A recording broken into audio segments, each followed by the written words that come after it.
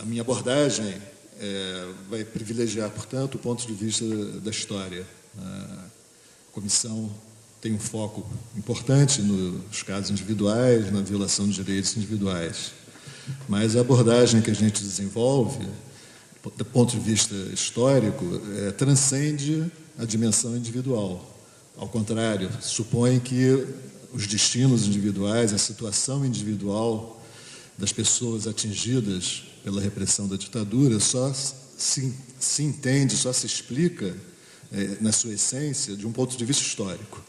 Ou seja, daquilo que realmente tem subjacente, por baixo, por trás, envolvendo as situações individuais, que ajuda, inclusive, a entender o que há de comum entre as situações de cada indivíduo.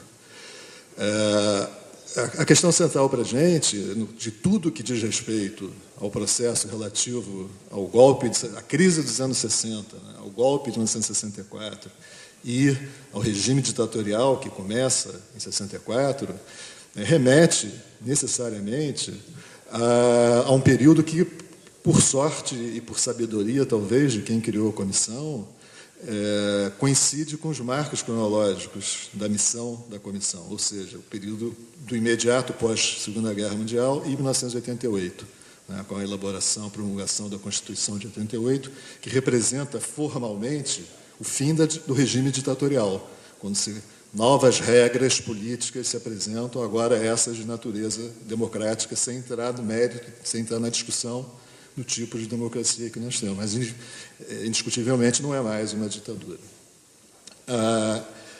O imediato pós-Segunda Guerra Mundial projetou para o mundo alguns modelos de sociedade, especialmente o comunista, o socialista, porque é associado à importância que a União Soviética teve no desfecho da Segunda Guerra Mundial, e também o liberal democrático, associado também ao peso que os Estados Unidos tiveram no conflito. Nós, pela nossa posição geopolítica, ficamos muito mais suscetíveis ao modelo liberal democrático, embora o modelo comunista conseguisse construir um certo campo de influência no Brasil.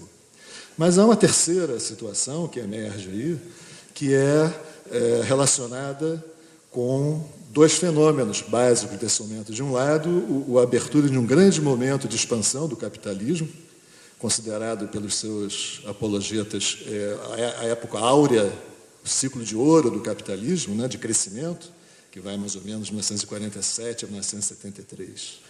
E, de outro lado, o processo de descolonização, ocorrido na Ásia e na África, a partir desse momento. Que é a combinação da perspectiva de crescimento capitalista muito grande e com os movimentos de libertação do jugo colonial, essa combinação tornou passível de ser considerada viável o crescimento de um capitalismo de tipo nacional. Ou seja, sem romper com o mundo capitalista, mas diminuindo a dependência em relação aos centros hegemônicos internacionais, principalmente os Estados Unidos, que emerge da guerra como o centro hegemônico do mundo. A partir daí, a gente vai ter, em vários pontos do mundo, especialmente aquele que viria a ser chamado terceiro mundo, onde se insere o Brasil, mas com o nosso foco ao Brasil, a gente vai ter, no Brasil, nesse momento, uma disputa vigorosa, muito intensa, entre dois projetos básicos. Um projeto de desenvolvimento econômico e social, um projeto de superação daquilo que, à época, eram considerados os entraves do subdesenvolvimento, pela via da associação com o capital estrangeiro. Isso fica muito evidente, por exemplo, na discussão sobre petróleo, como se fazer, se por associação com os Estados Unidos ou de forma estatal, nacionalista. E, de outro lado, um projeto nacionalista, vinculado a essa onda que domina o mundo nesse momento, o chamado terceiro mundo, de perspectiva de desenvolvimento nacional autônomo em relação ao centro hegemônico. É aí que surge no Brasil uma divisão visceral no campo militar. Durante o Estado Novo, que acaba, coincidentemente, no mesmo ano da guerra, durante a ditadura do Estado Novo, Getúlio Vargas, junto com os generais Dutra e Góes Monteiro, conseguiram criar um ambiente na organização militar sem dissidências explícitas. né, de fortalecimento da hierarquia, da autoridade, do comando, principalmente em torno dessas duas figuras, Dutra e Góes Monteiro. Com o fim da ditadura e a reabertura de condições para a competição política, também nas Forças Armadas se abrem divisões em função dessas grandes questões que estavam mobilizando o meio civil, as questões do desenvolvimento econômico, principalmente esses dois projetos. Um projeto que a gente pode chamar de liberal e um projeto que a gente pode chamar de nacionalista, embora em ambos os campos haja matizes, mas que não é necessário abordar agora para compreender a tese que eu estou defendendo. Fundamentalmente, nós vamos ter uma divisão no meio militar que se traduz em grande parte, por exemplo, nas disputas no interior do clube militar, que vão acontecer de 1950 até 1962, quando se dá a última eleição para a presidência do clube militar, polarizada ideologicamente, com a vitória do grupo que vai se associar à conspiração contra o João Goulart. Nós temos aí, então, uma polarização muito forte entre esses dois grupos. E aí já se demonstram certas características dessa disputa política que fazem a gente já fazer a primeira consideração em relação à questão da perseguição dos militares pelos próprios militares, que é o fato de que, no início dos anos 50, o Nelson Neves Sodré, que foi citado várias vezes aqui na parte da manhã, demonstra isso fartamente, né? A perseguição que, especialmente a corrente que viria a se chamar Cruzada Democrática, que é a corrente associada ao grande capital estrangeiro, e a UDN, também foi mencionada aqui como a UDN de Farda. A UDN de Farda é a Cruzada Democrática. Faz quando vence eleições, né? Ou quando é derrotada nas eleições do clube militar, mas detém altos postos na hierarquia militar. E aí comete uma série de violências contra a chapa nacionalista, tenha sido ela vitoriosa no clube militar ou derrotada no clube militar. Quer dizer, a gente tem o uso da hierarquia militar para perseguir divergentes políticos. Portanto, isso não é uma criação da ditadura, não é uma criação pós-64. São nos pontos importantes para a gente entender. Essa temática, né, quando transborda, né, os marcos do regime democrático da Constituição de 46 e passa para o período ditatorial, pós-64, ganha uma dimensão muito especial, né, porque aquilo que até então era feito pontualmente, era feito ao sabor de algumas crises importantes, como a questão da Guerra da Coreia, a questão do petróleo, dos minerais atômicos, passa a ser uma política de Estado, né. Eu concordo plenamente com o que foi colocado aqui na parte da manhã, de que a classificação de ditadura militar é insuficiente para designar o regime político, né? Eu prefiro até mesmo uma coisa mais específica do que civil-militar, porque civis eram os que foram derrotados e os que foram vitoriosos em 64. Né? Havia civis dos dois lados, assim como havia militares dos dois lados. Né?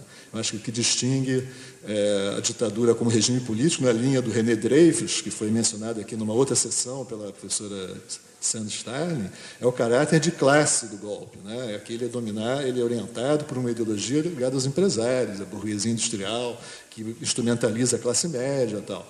Né? Mas, de qualquer maneira, o regime, embora tenha um sentido de classe, por uma série de razões que não dá para discutir agora, projeta os militares, as Forças Armadas, como centro de poder. Então, aquilo que antes de 64 era esporádico dentro da organização militar, se torna uma política de Estado. Né? A tortura, a violência contra os indivíduos, se fossem civis ou militares, é um componente do regime político, é um dos instrumentos que a coalizão que toma o poder em 1964 utiliza para enfrentar, para submeter,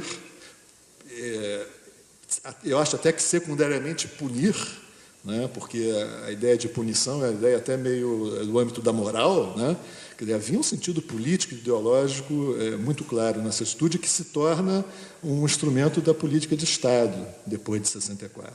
Né. Mas também é importante considerar que não foi a coalizão que subiu o poder em 64 que inventou a tortura como um instrumento de Estado.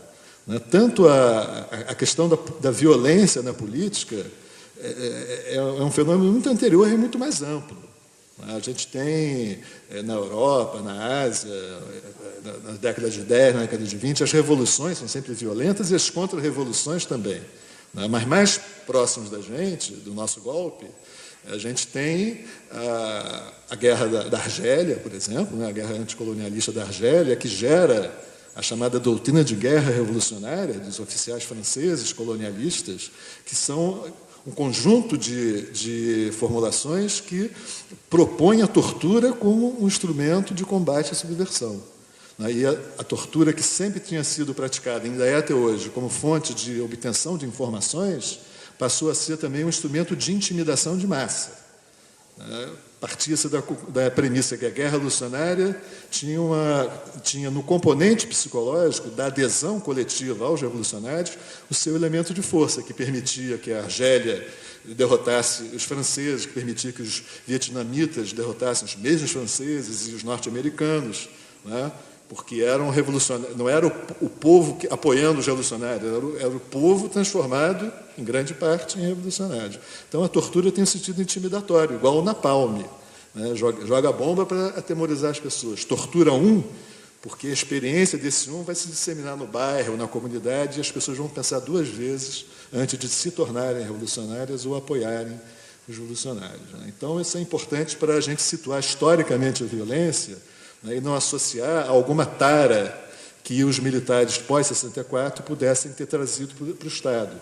O que não quer dizer que não se fossem necessários tarados para praticar tortura, evidentemente. Não é qualquer pessoa, por mais reacionária, por mais idiota que seja, que vai conseguir praticar a tortura.